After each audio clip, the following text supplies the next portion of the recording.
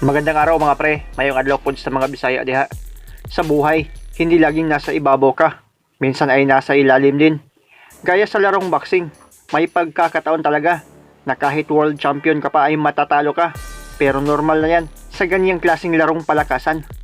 Sa video ito, pag-usapan natin ang top 11 Filipino boxer na nag-champion na internationally o world champion na natikman ang kauna-unahang talo via KO. Yan ang pag-usapan natin sa video ito. Pero kung bago ka sa aking munting tahanan, pasuporta naman pre, click mo lang ang subscribe button at notification bell button para lagi kang updated sa mga videos ko. Number 11, Merlito the Tiger Stabilio. Ipinanganak sa Tubuso, Negros Occidental noong January 19, 1984, Southpaw stance at may height na 5'3".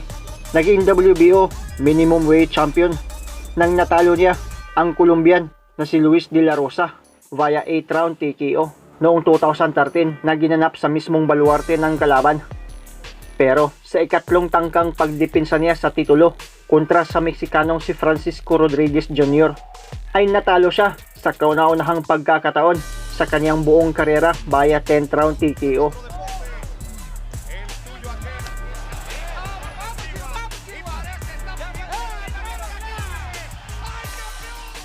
Number 10, King Arthur Villanueva. Ipinanganak sa Bago Negros Occidental noong January 20, 1989, orthodox style at may tangkad na 5'5".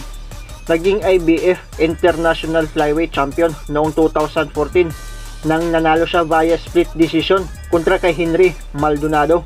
Pero taong 2017, nalasap niya ang unang talo na via TKO sa 6th round kontra sa undefeated Mexican na si Luis Neri. Debe tomarlo con más calma. Bien, ahora trabajando el cuerpo y luego al rojo el Pantera Neri lo tiene en la esquina caliente, lo ataca en el combate por la vía del knockout. Number 9, Malcolm the Eagle Eye Tunyakaw. Ipinanganak noong December 8, 1977 sa Mandawi, Cebu. Naging WBC World Flyweight Champion noong 2000 nang manalo siya via TKO sa 7th round kontra sa Thai na si Bonsai Sangsurat. Pero taong 2001, natalo siya sa kauna-unahang pagkakataon at via TKO sa 1st round kontra sa Thai fighter pa rin, ang veteranong si Pongsaklek Wonjongkam, na tinapos lang ang laban sa 1st round lang. ผู้ท้าชิงไม่เคยแพ้นะครับนักมวยไทยแรกเลยนะครับ 1-2 โอกาสกับเวลาครับเอาเลยครับ โดนอีกชุดหนึงนะครับ ที่สุดท้ายครับชุดสุดท้ายครับ3พงศักดิ์เล็กสิงห์วังคาเหลือเชื่อเหนือความคาดหมายใดๆทั้งสิ้นครับ แล้วก็ทีมพิจิตรนะครับ Number 8, Marvin Marvilo Sonsona. Ipinanganak sa General Santos City noong July 25, 1990. Naging WBO World Super Flyweight Champion noong 2009 nang manalo siya via unanimous decision kontra sa Puerto Rican na si Jose Lopez. Pero taong 2010, nalasap niya ang pinakaunang talo sa kanyang buong kartada via 4th round knockout kontra sa Puerto Rican pa rin na si Wilfredo Vasquez Jr. Right there. But the key for Vasquez is you got to mix it up. Go low. There it is. Go low and then go. Oh, there's that straight right. Bottom of a good, powerful straight right. And he hurt him. It looked like a shot upstairs, and then he hurt him to the body. Counts up to 4, and 5, and 6, and 7. He may not make it. Did he hit him in the eye? 9, and 10. This... Taong 2014, nagkita ulit ang dalawa para sa rematch at nakaganti si Sonsona. Nanalo siya via split decision. Number 7, Milan El Metodico Milindo. Ipinanganak sa Cagayan de Oro City noong February 29, 1988. 5'2" ang tangkad at orthodox style.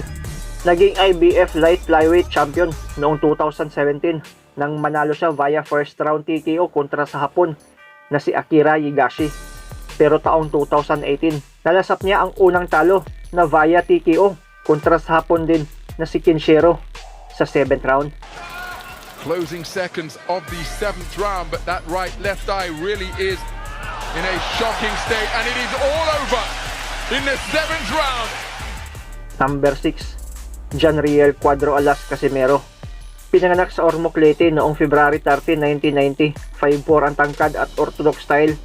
Naging WBO Interim Junior Flyweight Champion taong 2009 nang manalo siya via 11th round TKO kontra kay Cesar Cancilla. Pero taong 2011 nalasap naman niya ang unang talo niya via TKO sa 5th round kontra ito kay Moruti Talani.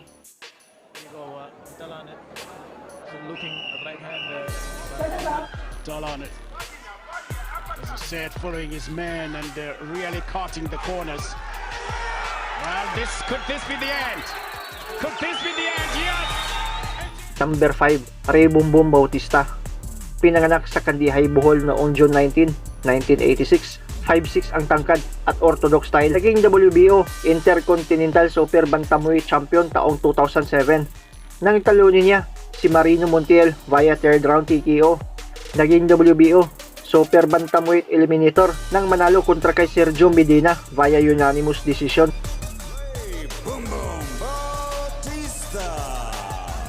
Pero sa kaparihong taong 2007, ang kauna-unahan sana niyang world title fight ay nalasap niya. Ang pinakaunang talo sa kaniyang karera via first round TKO pa kontra ito sa knockout artist ng Meksikano na si Daniel Ponce de Leon.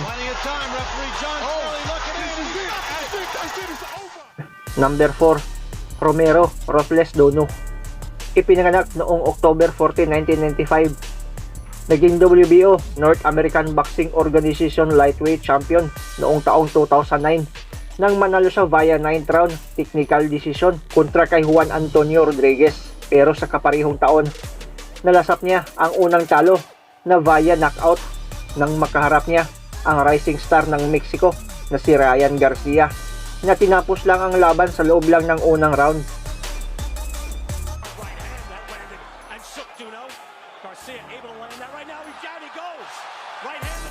Number 3, Brian the Hawaiian Punch Viloria. Pinanganak sa Hawaii noong November 24, 1980. 5'4" at orthodox. Naging 2 division world champion. Pero sa kanyang buong kartada na 38 wins, 6 losses, 2 draws at 23 KOs ay nalasap niya ang unang talo via TKO noong taong 2010 kontra kay Carlos Tamara na ginanap mismo dito sa Pilipinas. Nakuha ng kalabang Colombian ang IBF Light Flyweight belt ng manalo via 12 round TKO. A minute and 24 seconds left in this fight. Viloria has to hold on. Tamara sensing a chance of a lifetime, and it's over!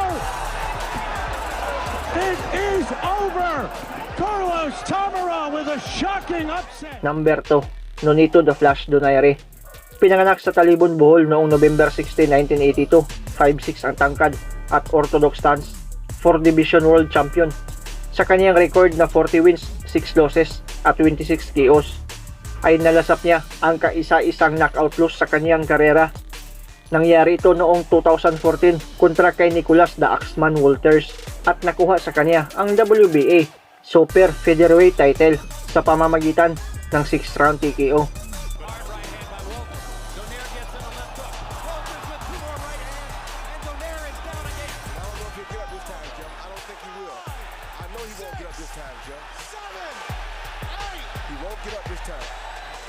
Number 1 sa listahan, Manny Pacquiao. Pinanganak noong December 17, 1978 sa Kibawi, Bukidnon. 5'6" ang tangkad at southpaw stance. Ang nag-iisa at natatanging 8 division world champion. Pero sa kanyang matagumpay na karera na may kabuuang kartada na 62 wins, 7 losses, 2 draws at 39 KOs ay natikman niya ang kauna-unahang talo sa pamamagitan ng KO noong naging WBC Flyweight Champion na siya. Nangyari ito noong 1999 kontra sa Thai fighter na si Bunsai Sangsurat.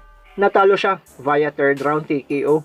นิดหน่อยเลยนะครับแพ็คเกียวขวาอีกเป็นยาใส่โอ้ยหมัดนี้ลงแล้วนะครับพี่ก้องไปแล้วหมัดนี้โอ้โหงอเป็นกอไปแล้วนะครับพี่ก้องยก3กรรมการทำให้สกอร์นับเลยนะครับนับแล้วไม่ลุกไม่ลุกเลยนะครับโยนับถึง10ในยกที่3เลยทีเดียวโอ้รวดเร็วจริงๆครับ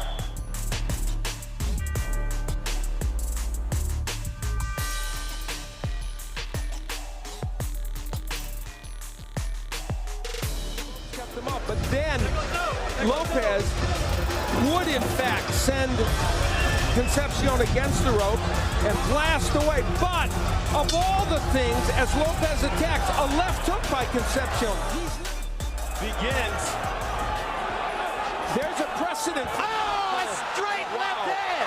Sends him down again. Doc's fighter. Tough exchange there. Concepcion goes back. Concepcion in trouble, and he goes down again.